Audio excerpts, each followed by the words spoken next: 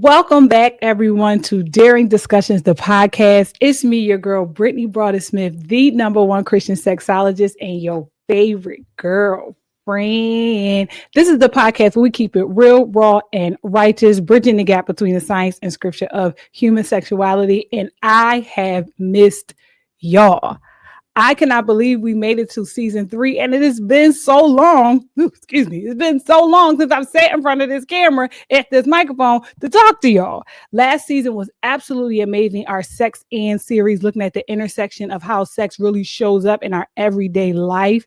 And it was amazing. The feedback was phenomenal. And this year we are going even higher, literally higher, because we're taking it back home old school, how we used to do when we grew up with that good old hand clapping, foot stomping testimony service. This season, we will meet some phenomenal people from all walks of life with amazing testimonies of how God has brought them over, brought them through.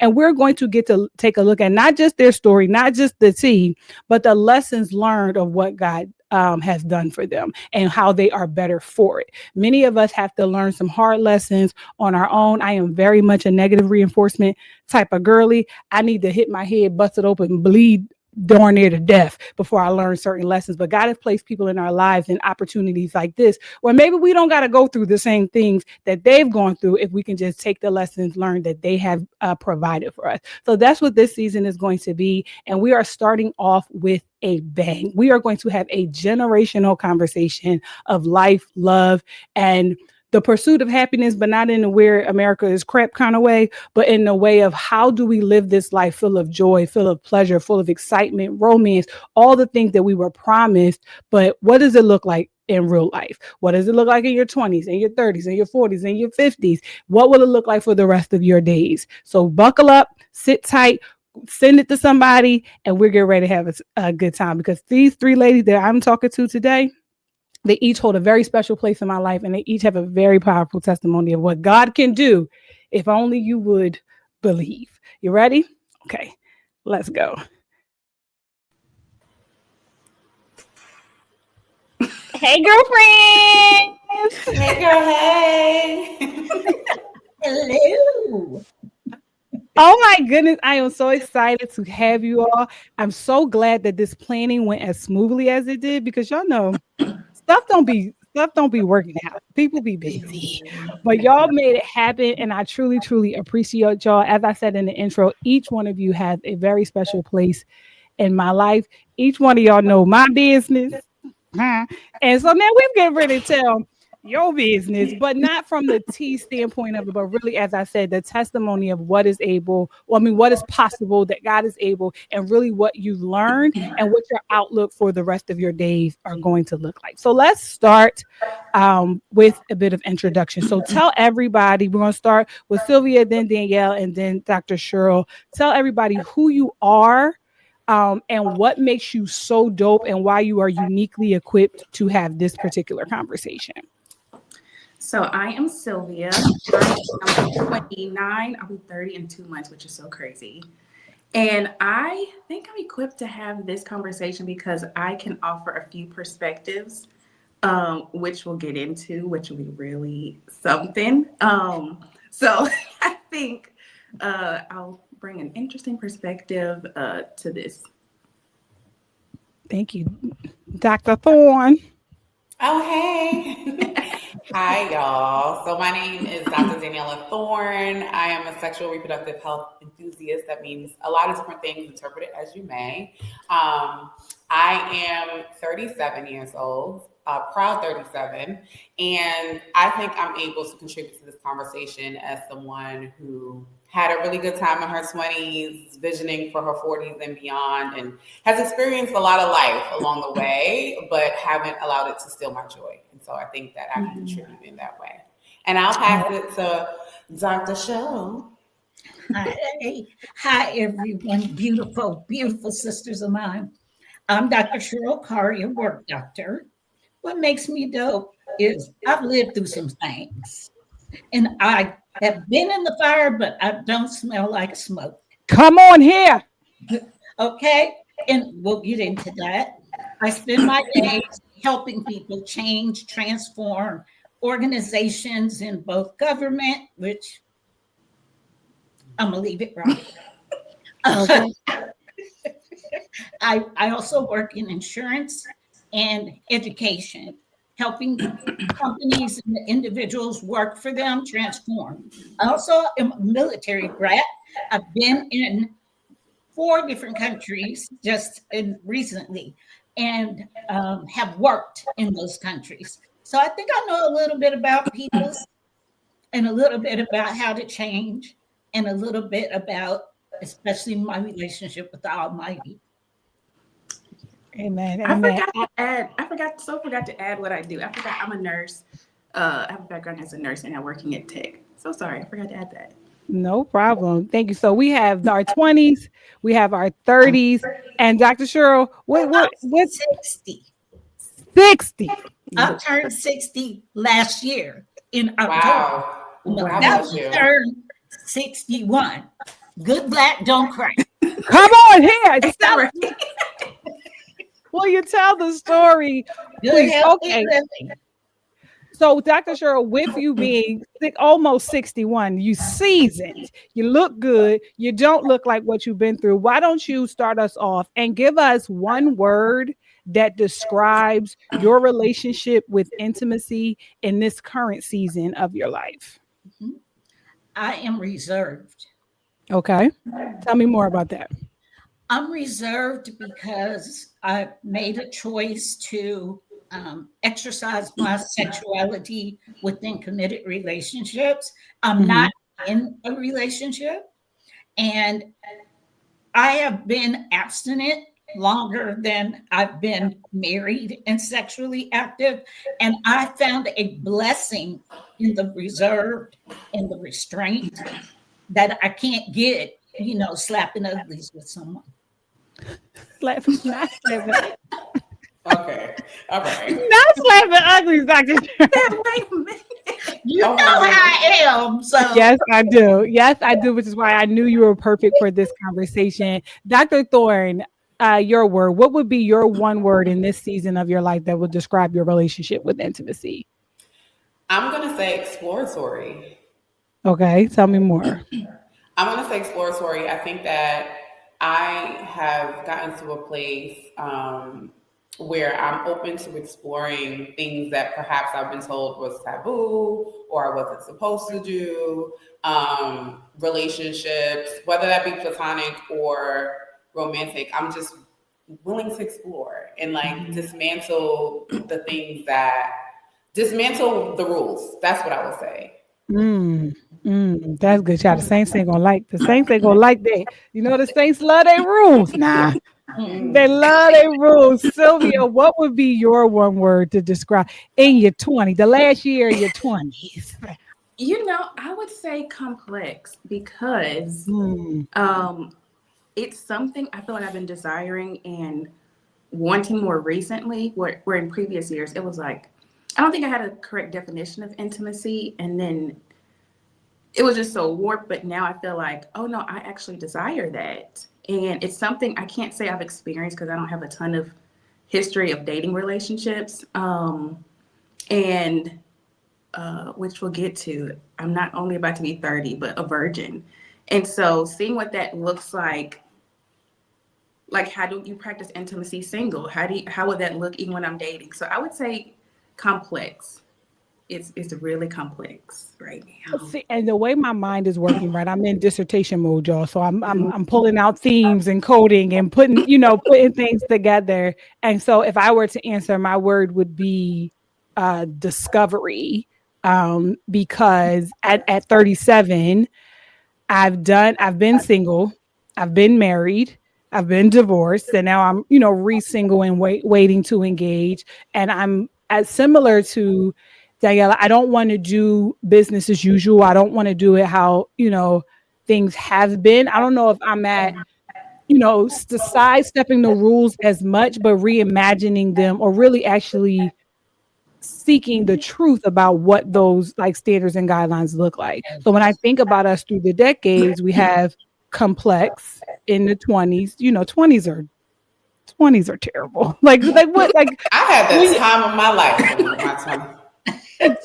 Terrible in as much as it's like a a feral cat is what's happening in your 20s. Like You things are, weak. You're Baby, unconsciously these incompetent. 30s, these post 35 is eating me up.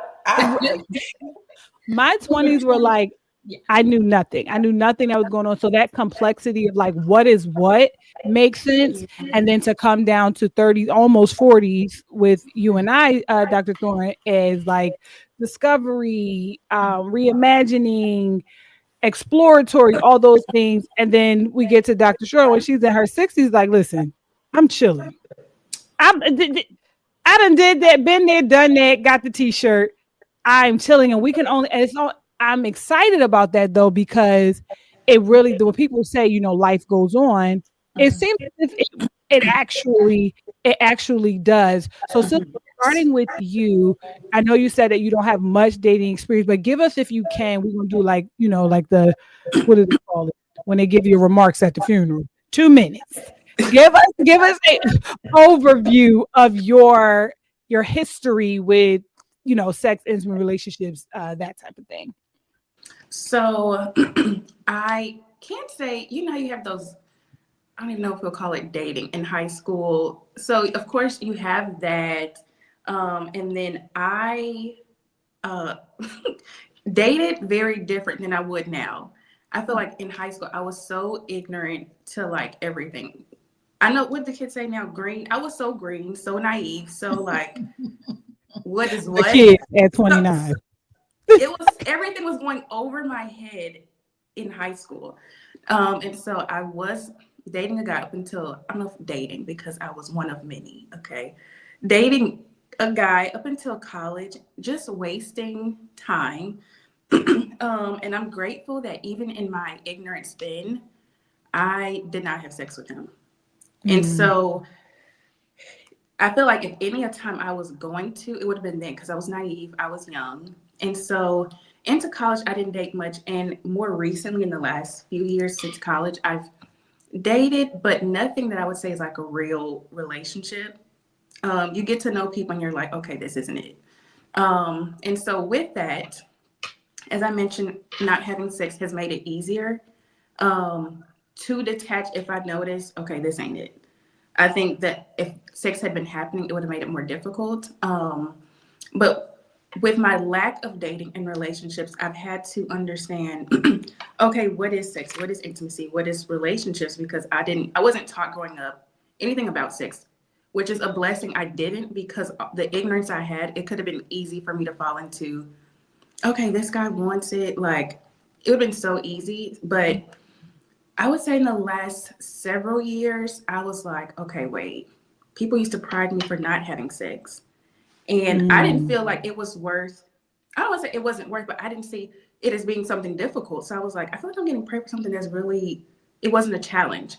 In these last years, I said, oh, I get why y'all were saying kudos to you because the hormones have hormoned in these years. So I said, oh, this is what y'all was talking about. So that's my little 2 minute eulogy. Awesome. Thank you A so little much. 2 minute. Yes, the hormones do indeed be hormoning, and I have nothing positive to offer you in your 30s. They're going to hormone I bet. even the more. Lifting. They Even, will continue to catapult. Prepare my the others. God. Yeah. My God. Daniella, give us your 2 minutes on, like, set the scene, level set for us your relational vantage point. Yeah. Okay. So thank you for sharing, Sylvia. So I had a high school sweetheart, loved him down, was telling everybody we're going to invite them to our weddings, our teachers. Spoiler alert, we never got married. And so with that, I spent all of undergrad in a relationship and didn't really start casually dating until my 20s. Got married at 29, divorced by 32. And post divorce, I think I have really entered a space of casually dating ish, but also with intention and also learning myself, learning the woman that cleaved to the man that I was prepared to spend the rest of my life with. Who was she? Why did she need to be chosen? Why did she need to be married by 30 by any means necessary to prove that she wasn't going to be that professional Black woman with a doctorate but single, right? Like navigating that.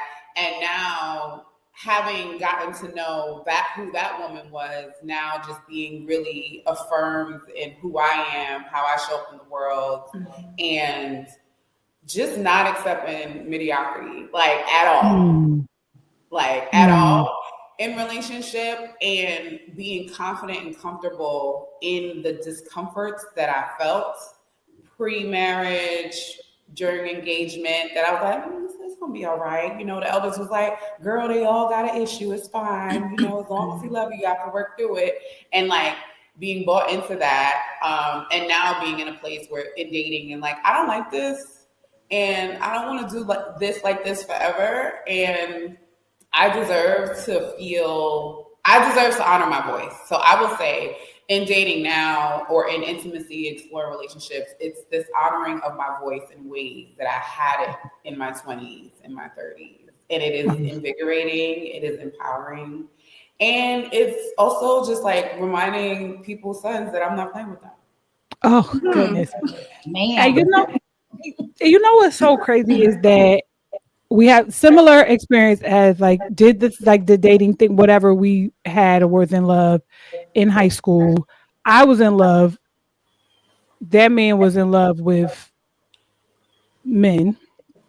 And so I found out years later that I was a beard. Is that what they call it? Is that appropriate, Dr. Thorne? Is that okay? Yes. I didn't know that. Then college, I went to college seeing people connecting, hooking up, seeing people having their person. And in my head, everybody was in a relationship except for me. And I felt like I was missing out. And it wasn't until a conversation I had well into my 30s where it was like people were a friend of mine was like, people were hooking up in college, but nobody was in a relationship. Like you didn't miss out or anything. But I genuinely felt like I did. So then at 22, I got married to somebody 10 years older than me. I don't know where my friends were, why they let me do that. I was married for 10 years. And then 2020 found myself divorced, and now we're 2025. And I'm like, okay, like I have to leave my house if I want to get married again.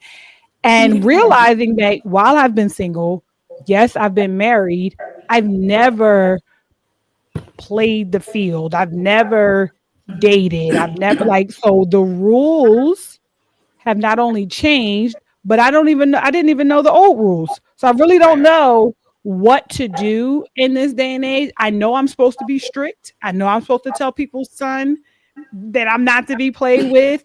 You know, I know I'm supposed to move like nobody's bigger than the program. You know, these are all of the, the little social media terms and things like that. But I'm like, also, yes, this is what I do for a living. But teaching someone how to do it, walking alongside someone while they're doing it is not the same thing as doing it yourself. So, Dr. Cheryl, can you give us your vantage point and help us out, help us pull this all together? Does it get better? Ma'am, I'm coming closer because I want you guys to hear me. Come on. I'm 61, single with a doctorate, ma'am, Dr. Thorne, and I'm the happiest I have ever been. My God. Don't buy the stories that being married is your ultimate God-given right, experience, and I don't have children. So the story, the narrative that we embrace in our 20s and 30s and 40s, that when you get to this point, oh my goodness, you're not married, life is miserable. You're miserable. And I get tired of hearing, and I'm coming for that segueing women into a state of misery and old battle axe or old maid living, or the other pendulum swing, which is the loca, solo dolo, life is great. I'm just telling you, for me, married twice in my 20s and 30s, married young, miserable marriages weren't supposed to happen. And that's what happens a lot with this Western culture dating and this pathway to marriage, or you're something defective or having children when you don't even know how and if you want to be a mother. But that's what's pushed from the pulpit. And I'm not saying that's not our ultimate role with the Almighty. I'm not saying that's not how He designed women, but you are a multifaceted imager of Almighty. You're not just one side, one note, one path. And as a woman, you're supposed to contribute your community and your families in the way Yah purposed for you. My purpose did not include long-term marriages that were successful. I believe I was a beard. He's remarried. I don't want to even talk about that marriage or put my mouth on it. Second marriage was annulled because it was for fraud. I was married to one of his 19 aliases, and he was still married to other women. So my experience is so akin, and in the church, my first husband was a pastor, and I was married for 15 years. So I'm putting my business out here, and I'm trying to let anyone listening to me, don't buy the narrative. And you have to get before Yah for yourself to learn what your path is supposed to be. Because if I gave up and went back to what the pulpit was trying to tell me, how my life was supposed to be, do you know how insane I am right now? And I'm not about teaching some mother's son how to treat me, because access to me is guarded. Access to me it comes with the legislation. See, there's the will of the Almighty, and then there's what He legislates. He has rules for how we engage with each other in relationship. And those rules are firm. They ain't changed all these centuries. The problem is we don't know, and we don't get before Him for ourselves. So we take on what society tells us. And we don't even know what we like sexually. We don't even know what intimacy is a lot of the times. Why? Because we have that narrative stuck in here, and we won't let it go. But you can be so happy in your life and centered in your life with your achievements, your goals, if you never have a husband, and if you never have sex, and if you never have children.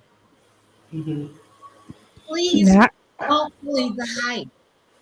Now I can wrap my head around the never having children piece, but I don't know about that never having sex piece. I'm like, no. If the big qualifying statement I said is if. Well, please don't let that be my portion. Amen.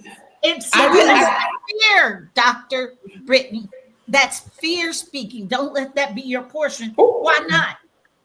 I've been abstinent, and I won't say perfectly abstinent, but for the majority, I've not engaged in a regular sexual relationship since I got the annulment. You know what? It's a desire. It's a bodily function that helps you regulate hormones, feel good, feel connected, bond to someone else. But you ain't gonna die without sex. Ain't gonna die, correct, but please.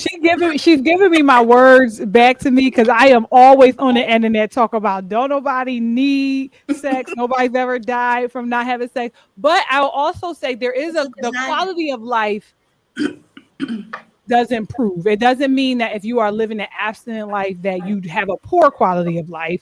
But there, as you said, there is something beautiful about being able to come together and experience pleasure in that way. But what I think I'm hearing from you is there is a sect of people, in the church and really as society at large that pigeonhole holds women's trajectory through life with these milestones that look the same for every woman, which is unfair because then they carry the weight and the pressure of what happens when you are 30, 40, 50, 60 and have not reached those milestones, or you've had those milestones and they didn't pan out the way that everybody told you that it would when you followed the rules. So there's nothing wrong with desiring those things when they are in their proper perspective, because unfortunately there are a lot of people where being a wife, being a mother, having sex, getting married, going viral for their proposal has become their entire personality. And I found that when that happens, they start off into a marriage with not being able to differentiate the roles that they play from the identities that they hold. So, Dr. I want to ask you, and really everybody, we could just take turns. Each of us has had an experience in life as it relates to sex and intimacy that wasn't the best, and relationship that wasn't the best. And that's putting it lightly. Like we all have a story here, right? And I know that personally. How do we keep from allowing our story to color our expectations or hopes for the future? Well, I think. Oh, sorry, Dr. Thorne. Go ahead. You said something. What women do when we take the narrative as our own and we believe it's our only path in life is we take the me out of the we. And we forget you're still a me in the we. Mm-hmm. And when you make that your entire existence, and it's a natural propensity for women. As a psychologist, I can tell you, you're shaped to bond, to nurture, to do all the reciprocal seed-bearing things we do in intimacy and relationship. You're just wired for that. But you can still be an individual. And there's no shame. You're not defective. There's nothing wrong with you. And we all know there's not enough quality people. I won't say men, I won't say women, for nurturing reciprocal relationship right now. Mm-hmm. That's why so many of us are sitting so. Or let's say unmarried, okay? Yeah. Because singleness is a blessing. It's a preferred state. Yeah. It's a preferred state. I would that you would remain focused, strictly vertical. The horizontal comes with its own set of problems that I can tell you as someone primarily vertically focused, it's beautiful.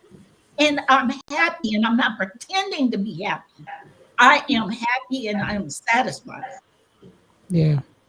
I think getting to that place takes time because to go back to answering your question, I think one of the ways that you don't allow your story to something that happened to you is not your being, is to get to know the person that something happened to, which is why I said, Hold on. Don't speed past that. Say that again. He went too fast. It was way too fast. Say that again. And slowly for the people so I can clip this, please. Thank you. Okay. Say that again.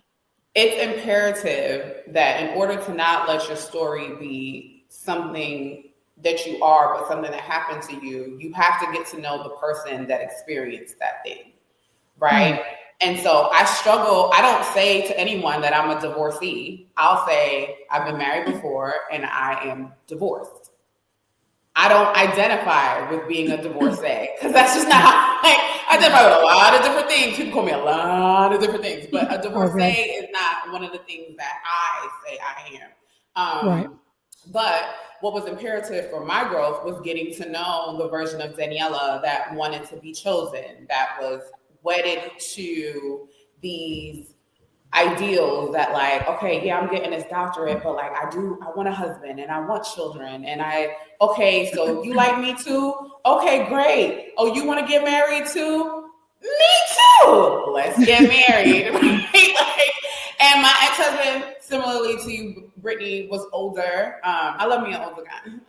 But like he was older. He was at a place where he thought he was ready to be married.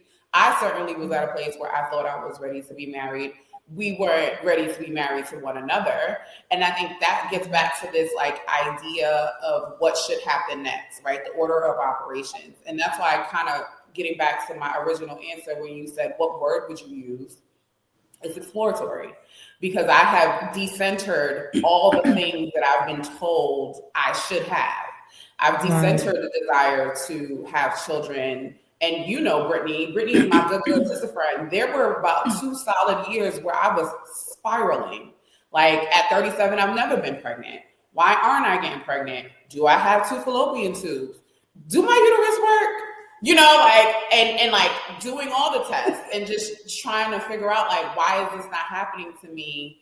And then also being like, okay, God's will be done. And like people say that, but like exercising that is a whole different thing. Yes. And so for me, once I got to know that version of Daniella, love on her, understand, you know, how did childhood and how did previous relationships all impact the decision to, before God and all my loved ones, say this is how I was going to spend the rest of my life.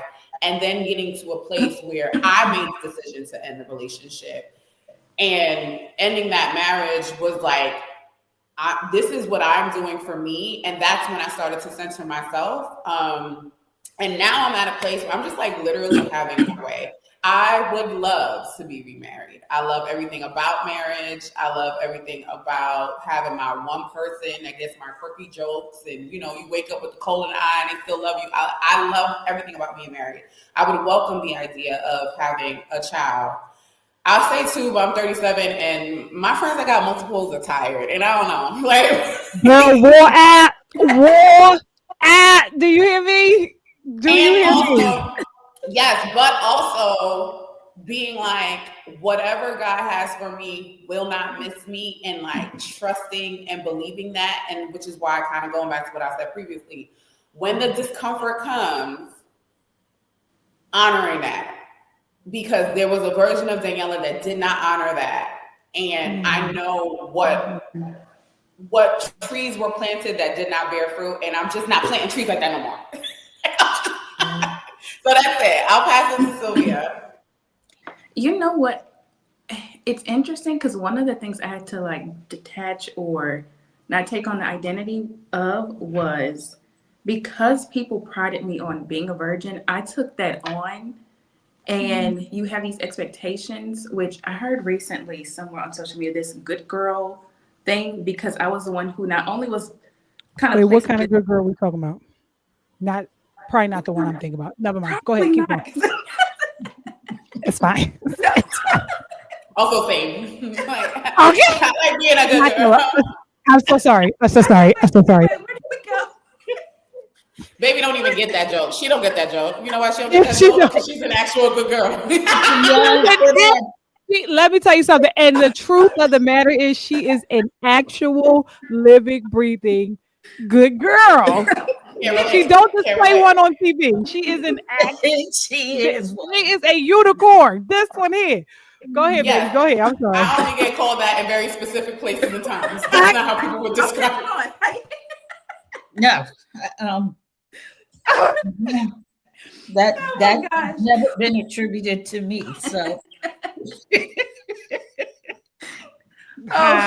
go ahead. Good-ish. I can be good-ish. Hey girlfriends, This season of Daring Discussions is brought to you by Scent and Thread, a home fragrance and decor company that specializes in calm, intentional spaces. Sharonica Lene has put together a beautiful collection of linen sprays that makes your home feel luxe, beautiful, fresh, clean, and especially for you. So go over right now to scentandthread.com or Scent and Thread on Instagram and grab your mini kits today. But as someone who tried to do all the right things, not even in the area of sex and relationships, but just being a perfectionist, I was doing everything right. And it's interesting because I got to a point where I was like, I don't feel like, while I see the benefit of it, I don't know how helpful this was. Like, okay, I did all the things, did the going to school, did the this. And, everybody's telling me, like, priding me on having not had sex and, you have all these relationships. And I was just like, I stopped seeing it as a thing of like, that was a reward or to, like I said, I saw the benefit, but it was just like, I don't know, Lord. What I thought me doing these things would give me, I did not get. I am 29, not married. I used to feel like me dating was something towards me. Like, okay, what I want to date, I feel like you have a sign on my head to keep your sons away. Where now I can see the benefit because I have friends who are like, you remember when we were telling you, like, don't rush being in relationships? Because I have friends now who are like, I did all that dating and I'm over it now. None of these have worked and I'm just sick of it. And so now I see the benefit, but there was a time where I was like, Lord, I feel like you set me up a bit. And I wasn't one of those who had this lofty perspective of marriage because honestly, my parents were together for like 20 plus years, never married. So I didn't have this example of marriage where I had this, people, like you said, glorify the wedding day, glorify what is this going to look like on social media? I didn't have that when God did start, putting marriage on my heart in college, I want to say. I had a really realistic viewpoint. I saw Christian marriages, which I had to look outward because I have some family who are married, but it's just not many that I would model after, or I can say, I want mine to look like this. So I had to kind of venture out. And when I saw healthy ones, I was like, oh, marriage is a ministry. Like I immediately went to marriage being a ministry. Okay, Lord, you show me things about what me and my husband will do. So I didn't have time to have this like, oh, when you wear this ball gown and just this. I was like, oh, this is not one of those things you kind of play around with. And so, a lot of unlearning, like I said, seeing the benefits of what God didn't allow me to experience. But there was a moment where I was like, you set me up and I did not sign up for this. I love that. I don't like it. Right. And that's very real. But one of the things I want to, what's coming up to me when you said something like, I didn't have the thoughts of the ball gown and the dreams and this and that. And I shared that we've talked about that before, that based in a low self-esteem, I never envisioned myself married. I never had a thought. Like, I had big career dreams. I was going to be the next Johnny Cochran, Joan Carroll Clayton in my glass office with my Louboutins pointing and pontificating, doing the things. But a marriage, somebody's mother, I never wanted kids, but somebody's mother somebody's wife was not something that I saw in my future. Like I didn't see it as I would ever get to experience. Not that I didn't want it, but I didn't have enough thought about myself that I wasn't the type of girl that would happen to in my head, right? So my question is, when you think about what folks would call like the fairy tale, and for all of you, when you think about thoughts that you have, plans that you have, dreams that you have, how do you receive from other people either advice or just conversations that say what you want isn't all that's cracked up to be? And I'll give an example. Danielle and I talk about children all the time. She was in her season, as she shared, of the 2 years of spiral. I was very intentional because we have a very real, raw conversation. So I don't have to do much tiptoeing around our conversations. However, I know that was a sensitive spot. So I was very careful about how I talked about motherhood in general, but she also knows that this is not the thing that I do. And I find it difficult sometimes to talk about how I feel about motherhood in the presence of people who desire motherhood or who've not been able for one reason or another to experience motherhood. So around motherhood or any other topic, how do we generationally, how as we as women, how do we as people either reaching up and to, or reaching backwards to someone younger us to say, hey, I know this is what you think or what you feel, but in reality, X, Y, and Z, or reaching forward, like, listen, I know this is how it was when you were X, Y, and Z, but today is different. Like, how do we, am I making sense? How do we have that? Yes, I do want to respond to you specifically because you brought up the fertility journey. And I would say, you and I are close enough that I know I'm pretty privy to some of the challenges that you've experienced with parenting and co-parenting, etc. Mm-hmm. Nothing in me has ever said, dang, look at how easy it was for Brittany to get pregnant. She's not appreciated. I think everyone has their journey, right? And so like when I got engaged very quickly, and I probably would do it again.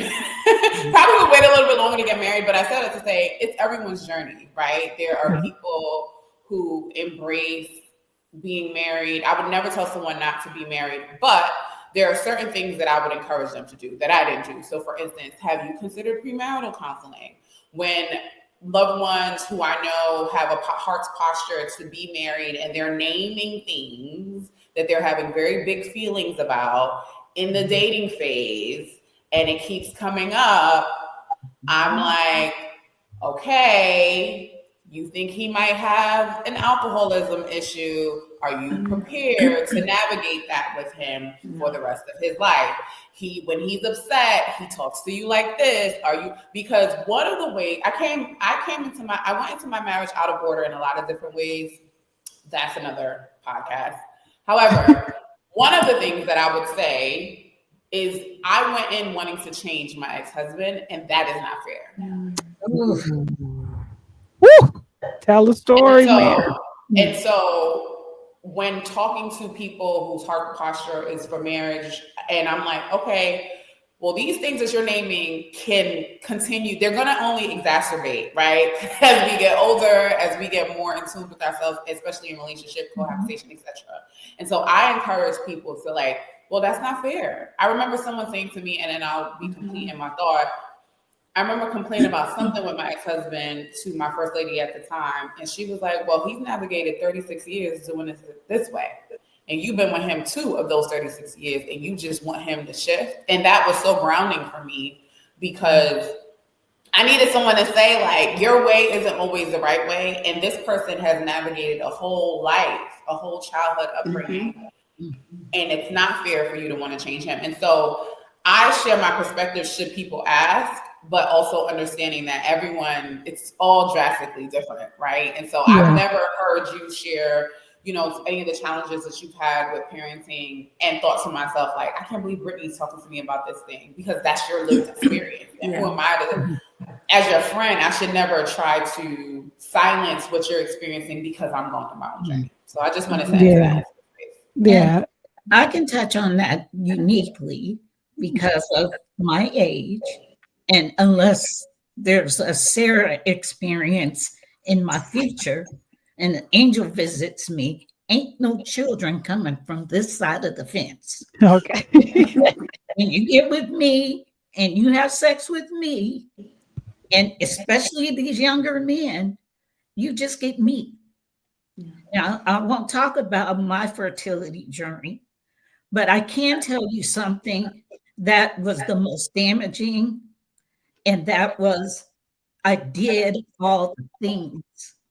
It's something Sylvia said earlier. I feel like I was robbed. And in 30s, after all the experiences of thinking I want to be a mom, trying pregnancy, things not happening the way I wanted them to, and then having to live with mothers in the church touching my stomach and saying, I'm going to pray a baby in your stomach before fall. Going to Mother's Day services. And sometimes, because I was married to a pastor, having to speak. Wow. The whole body made me feel defective for not being a mother.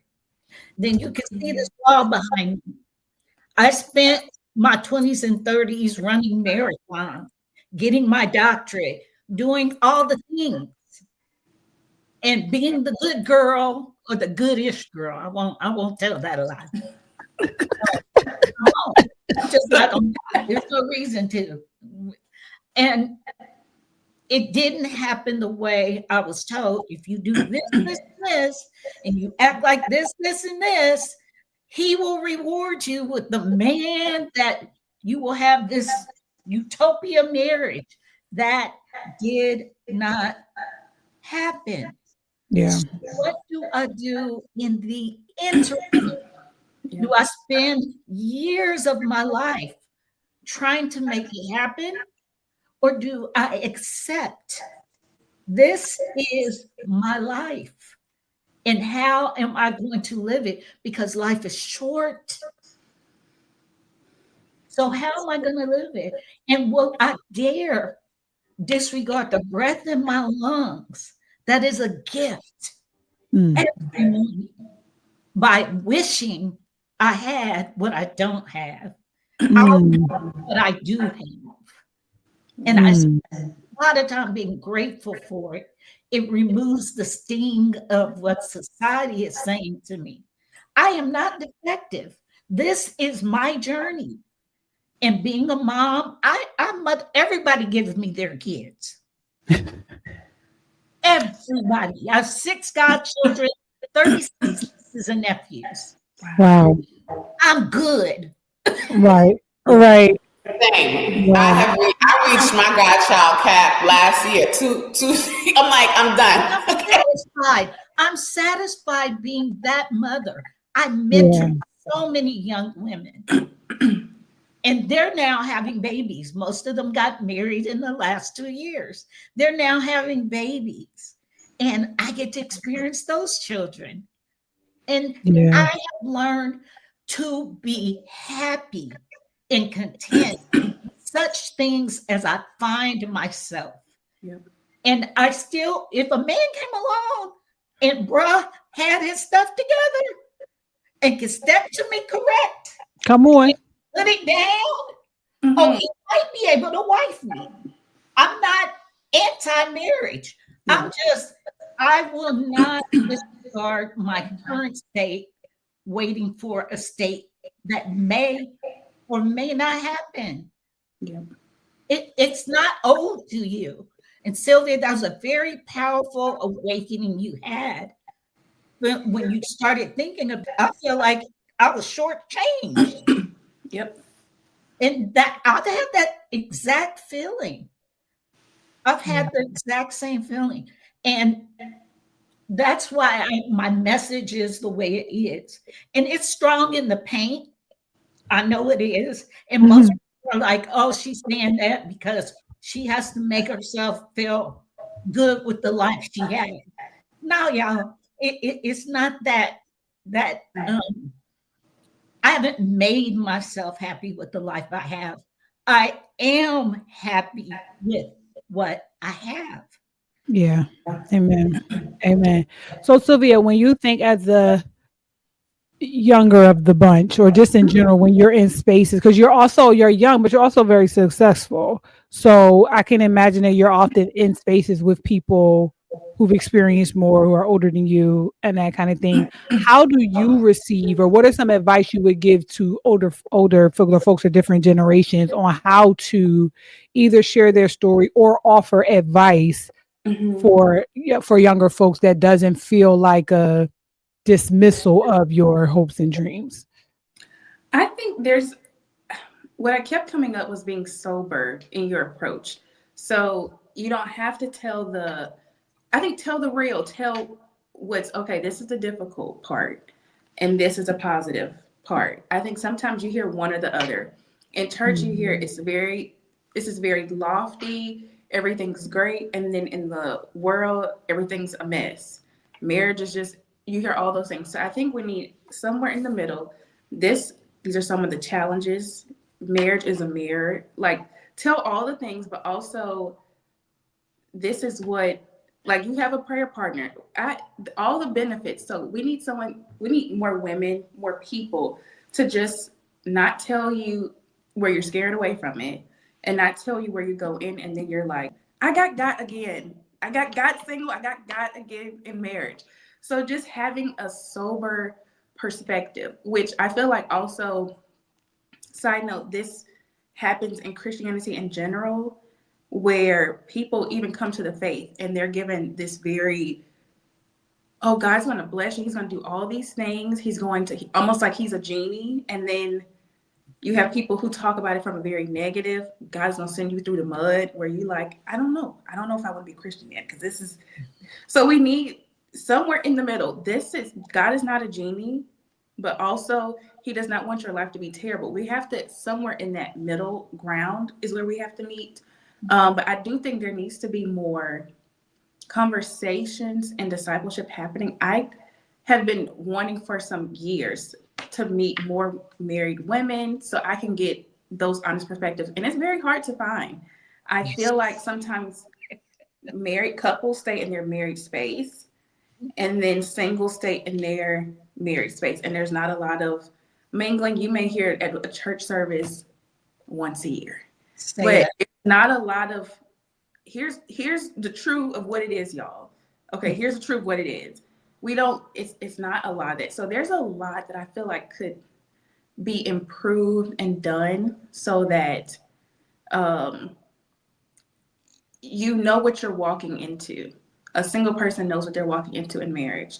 The married person can tell you, savor your singleness, but here's how you can prepare. Because we also are taught, either you're prepare yourself, and it can get unhealthy when you're telling a single Christian person to prepare, and everything is centered around finding the husband, because you can do all the things again and that not happen. Or a lot of people, I feel, walk into Christianity, God's going to do this. I'm going to become a Christian because surely soon afterwards he's going to send me my husband. What if that happens 10 years later?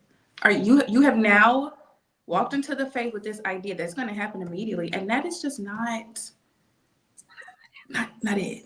So there's so much I can say about. Yeah. That was great advice.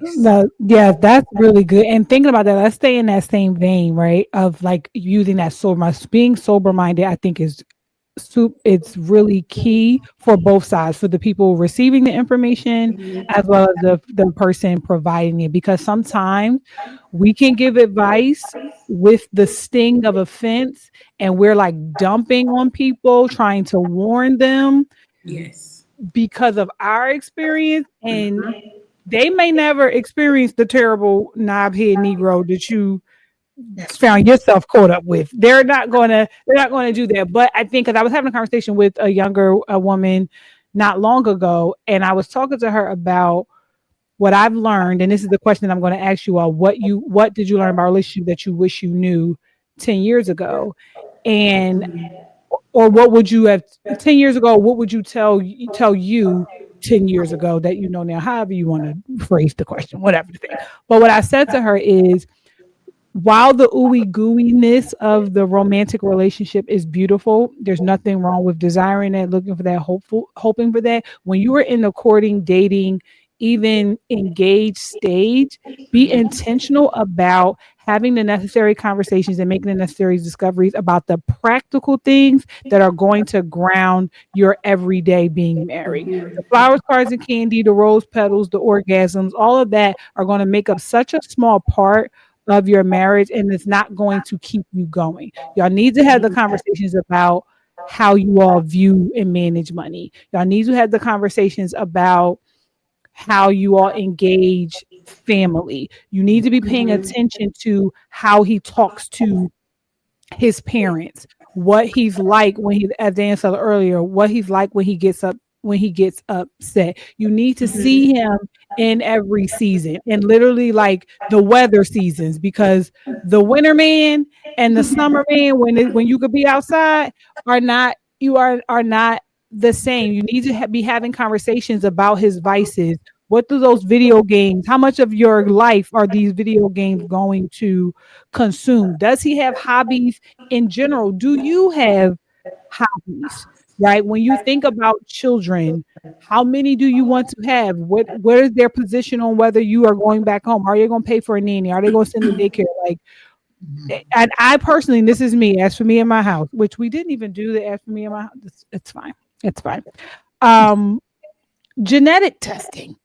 If you can afford it, if it is accessible, okay, pay attention to the behaviors and the diagnoses of the children in his family, because those things are going to show up in your life. Even if you all don't have children, if y'all are going to be the house where everybody comes over, you need to be mindful. Who am I? What personality? Yes. Oh, exactly. If he's the go-to person in your family, my ex-husband was the youngest and the only boy. So all day long, and my children were the 22nd and 23rd grandchildren, and he only has two sisters. So they all had kids, and all their kids had kids before ours came. And so he was the uncle and the brother of the world. And so when I came around, I got looked at like the other woman, because I was keeping him from being able to show up for them how he used to. That is something that you need to be mindful. It is those practical everyday things that are going to fortify the trajectory and health of your marriage way more than whether he's romantic or not. Whether he's thoughtful and generous is much more important than whether he remembers the date, the anniversary dates. Like, you got to look what's underneath and motivating some of these behaviors. So that's what it would be for me. You got to get a little bit more practical in your everyday engagements, particularly as you're preparing for relate. What we are is so far less important than where we're going. Because how can two walk together lest they what? Agree. Okay. All right. So somebody else, what would you tell yourself 10 years ago that you know now, lessons learned, whatever? Look at his character, girl. Everything you just said, look at how he treats waiters, waitresses. Look at the first women in his family. He's never going to treat you any better. Look at all the dynamics that you discussed. Does he drink? And I think Dr. Thorne talked about that. Is he a social drinker that will develop alcoholism? You have to look at all those things, but then before you start looking at him, look at yourself. Tell the story. Let me tell you. Yeah, because what I would tell yourself 10 years ago is, I don't even know how I would put it. Feel, because I had been used to being in survival mode, I think, as a kid, because of the background and like upbringing and complex relationship with my dad, that I was not feeling. I was just like, okay, get through it. And I think now, I'm like, how would that have looked if you couldn't feel your emotions? How would that have shown up in marriage? You weren't feeling your own. You can't hold space for his. It took me, this was in college, maybe about 8 years ago. I went through depression and suicidal thoughts where I was like, Lord, why do you keep waking me up? Please. I am just like, wrap this up. But I think it took that for me to feel, because I was, okay, get through it. I was so like that child that my parents didn't have to worry about, just like self-sufficient, get through it. And I didn't feel anything. My relationship with God was, to a point, but it was like, okay, nobody was getting beyond these. Like, I have to cover myself because nobody has. And so I'm like, I thank God in hindsight, one, that I can relate to those who have experienced that, but also that I can just feel. I wish I had felt more, whether it was good experiences, negative experiences, just feel all the feelings, because that is one of the things I'm working through now, where I'm like, you need to feel feelings. It's okay if you're happy. It's okay if you're sad. It's okay if you're not sure where you are. I use that feelings, that wheel, that I'm like, okay, how are you feeling? Because you're not used to practicing your emotions. And it has helped me so much hold space for other people's emotions now that I felt my own. But oftentimes I've thought about like, girl, you wanted to date so bad. And you wanted to be married. But he could have come home from a rough day. You wouldn't have had no words. Because you wouldn't have had words for your own rough day. So what would you have said? And so 10 years ago, I would have told myself that, which I know is different because it's nothing kind of relationship based, but it was more so me where I was like, to your point, Dr. Carr, I was like, let me make sure I'm together, because sometimes we can pray for things and you are not anywhere prepared for what you're praying for. And not that, because I think a lot of times we are told, I thought I had to be perfect. Like, oh, people who are married have reached this like perfect threshold of preparedness. And I'm like, that's not true, because it's a lot of people, like, marriage is about sanctification. So how you think y'all gonna come together perfect? And then where's the growth gonna happen? But I had to look back at myself and say, wait a minute, are you even prepared in that level? Because you have like, okay, you're doing well financially, you're doing well in life, but at the basis, the groundwork, can you even feel your emotions? Like, make sure you're there. Am I good where I can even show up for someone in that way? So that's Awesome. Dr. Thorne, how would you support you 10 years ago? Yeah, I would tell me 10 years ago, I was like about to meet my ex-husband. And so I would tell me, do not allow a scarcity mindset to build walls that Jesus. you will spend years trying to knock down. I remember a friend, as I was like at a place of decision making about what I wanted to do, and I was like, he's such a nice guy. And she was like, but that doesn't mean he's your guy. And so I would also say to myself, nice guys cheat too. And again, this scarcity mindset of like, this isn't a bad person. They just make poor decisions, right? But like when you do the cost benefit analysis, like the SWOT analysis, what are the strengths, the weaknesses, the opportunities, and the threats in this thing here? And you see that you are not benefiting. And I hate using the word benefit, but my mental health, my confidence, my physical health is not worth X. And so I think a scarcity mindset of this will do, this will work as it pertains to sexual experiences, as it pertains to relational experiences, as it pertains to jobs, as it pertains, like all areas of your life. Do not allow a scarcity mindset to allow you to stay in a place that is not yielding fruit. Ooh. For every area, I've had to practice that same thing. When I left bedside, I was like, this is not serving me at all. I love people, but even that scarcity mindset can show up in those ways too. Because I said, hey, Lord, there's got to be a better way. Yeah. This has been a really enlightening conversation for a number of reasons. And I'm so appreciative for you all's transparency and just the reflectiveness of how you approach the answers. Because my overall takeaway is that even with advice, we still have to run our own race. We still have to walk our own journey. And it is important. The sign of strength, maturity, emotional development is the ability to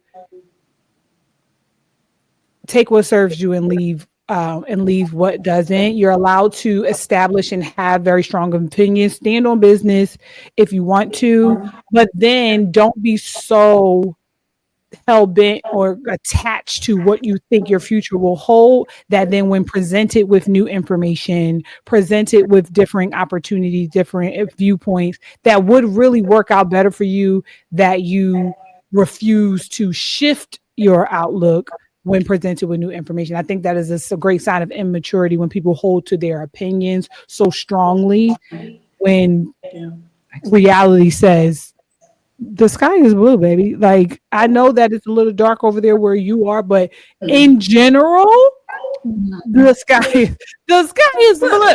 Like, you know what I mean? And so that's what I appreciate about this conversation. And I feel like everybody who watches this will be able to see themselves where they were, where they are, where they're going, in both the good and bad. Like, okay, I heard this. Let me turn left because she said this and I don't want to do, I don't want to do that. But it's not like there's a thing where people, I think a lot of times these conversations, a lot of podcasts where people feel like they have to begin to emulate those who've done it well. And my hope for this conversation was, again, just the lessons learned to give me food for thought in my journey so that I can know what is able, what is possible, what could happen if I don't, X, Y, and Z. But ultimately, seeking the Lord, because what is already going to be is already, we got free will, but that's another podcast. We're not going to get into free will discussion. But yeah, we're the he called them. He also just I just got questions. But we're not going to get into that today. But I want to bring this full circle. We talking about testimony, we talking about experiences, we talking about lessons learned. If you could all leave yourself, because we know in Revelation it says that for the accuser of the brethren who's been cast out, we overcome him by the blood of the Lamb and the word of our testimony. So if you could give that one sentence testimony, your amen to this conversation, what would it be? Let's start with Dr. Cheryl. And then work our way around from Daniella to Sylvia. And I wrote mine down. Okay. To live life like a fearless experiment, to be firm in your boundaries and flexible in your acceptance. That's how I've been daring and breaking systems and just breaking through ceilings and proving that as a woman of color in leadership, I don't just survive the fire, I redesigned the whole damn furnace. That up. Okay, Dr. Thorne. Yes, okay, I wrote mine down too. So mine would be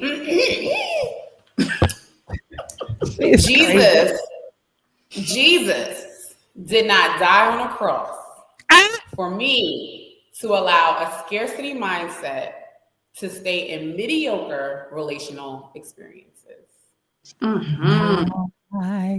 Let the church say amen. Yes. And also, I'm adding a little seasoning on that. And mediocre sexual experiences. It's really all okay. Jesus did not die on the cross for you not to orgasm. Okay. For you not to orgasm. That's not what it was made for. It was made for that purpose. Okay, tell the truth and shame the devil. He didn't die on the cross for that.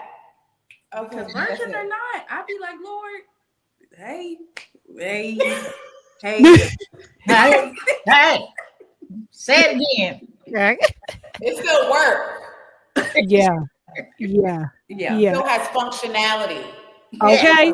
All the nerve endings was intentionally put there when he saw all that he had made and said that it was very good. He put him there. Like a good old person. Okay. So what I look like not embracing it. Not, this is one of the things he died on the cross for. Okay. Okay. Go ahead, Sylvia. What's your testimony? Life and life more abundantly. Every what? Okay. Go ahead. Go on, testify, Lady Sylvia. Sylvia gonna be a first lady, y'all. I feel it in my spirit. Y'all feel it? Okay. I don't know. I don't think they felt that one. I felt it. I feel it. Okay. I feel it. It's a beautiful role. A minister's wife or something. I see ministry all over you. Go ahead. Wow. So I don't know. I have a compound sentence. I feel like one is that God is faithful. If I look at my life And I have a guy friend, he's always like, I just don't understand based on what you experienced, how you ended up here.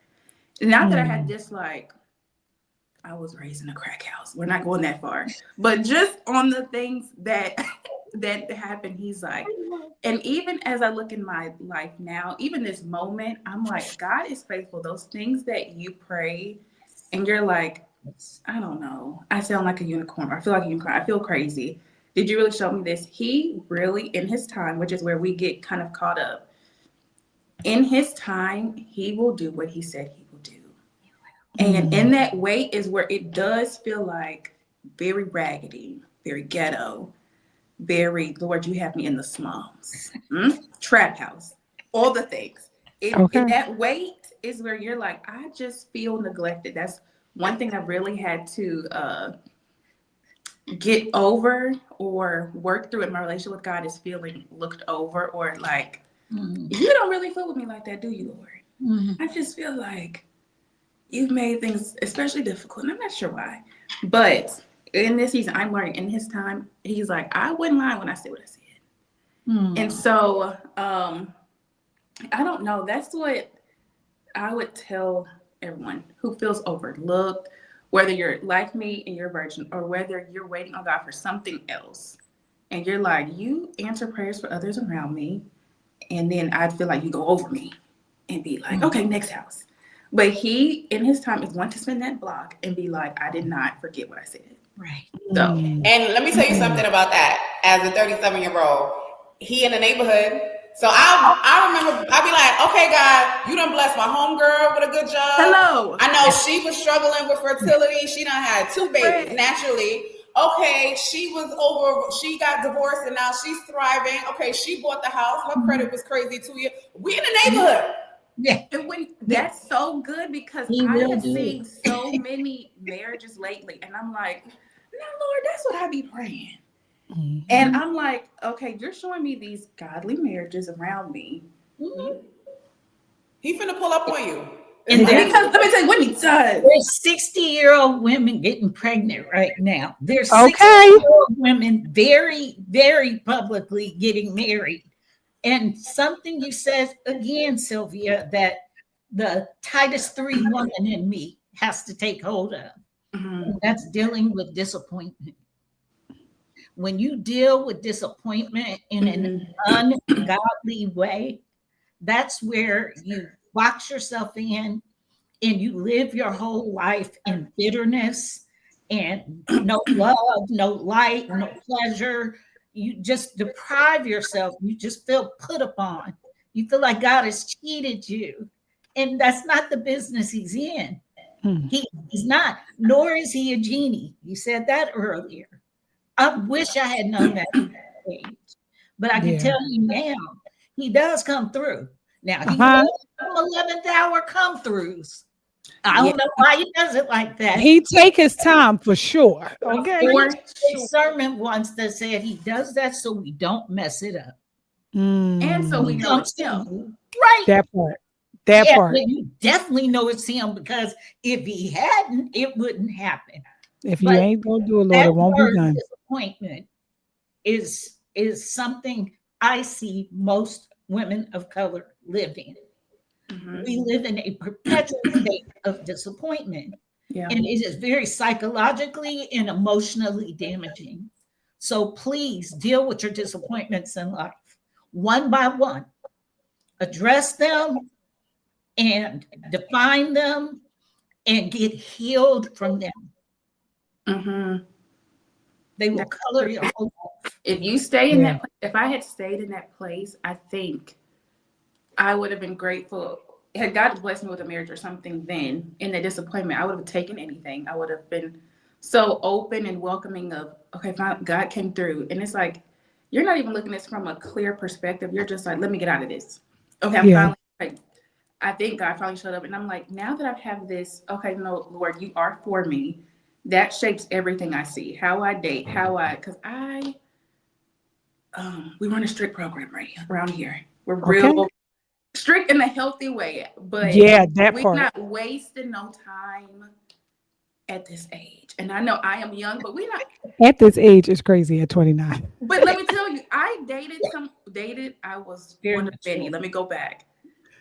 Of a guy who sold drugs. And I'm like, I wasted time early because you could have been in somebody's trap house and the Lord put you on out of that. We cannot forget that. So I did not play the wasting time, no. But thank God he's giving me a level of discernment where I'm like, if this ain't it, God shows me real quick that this ain't it. Yeah. Yeah. And I think that if I had to give mine, it would be that, and it would be scripture. Like my testimony is that you can take him at his word when he says, seek ye first the kingdom of God and his righteousness, and all other things will be added unto you. It took this season. I have not worked in over a year.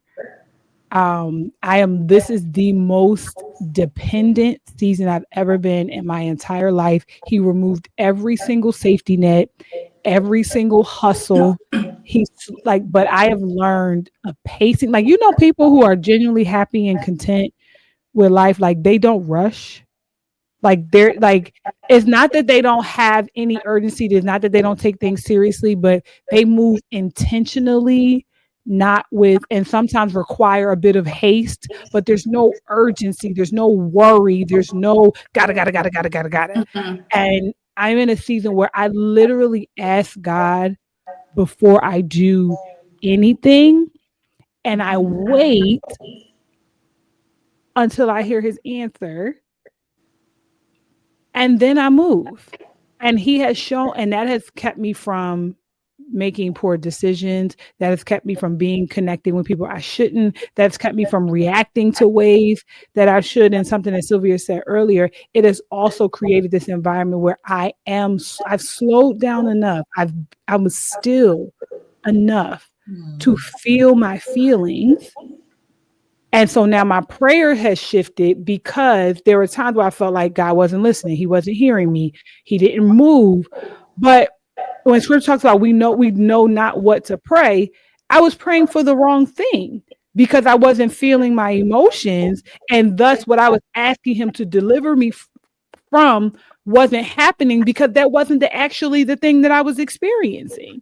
Amen. And so now between, the Lord using my therapist and doing this raggedy inner child self-work thing, now we're getting to the root. We're getting to the core void, because wherever there is a habitual sin, there is an unmet need. Yes. There is an unmet need that the enemy has highlighted and convinced you that you could address on your own. Yeah. Yep. And so getting to that core wound of neglect, abandonment, the idolatry of acceptance. Like, I wasn't lonely. I felt rejected. So when I was like, Lord, help me heal my hurt. No, I need you. I feel rejected, Lord. They left me. You left me. You tell me that you're my friend, but my idea of what a friend isn't good. So when I think of you being my friend, I think of you just like the rest of them.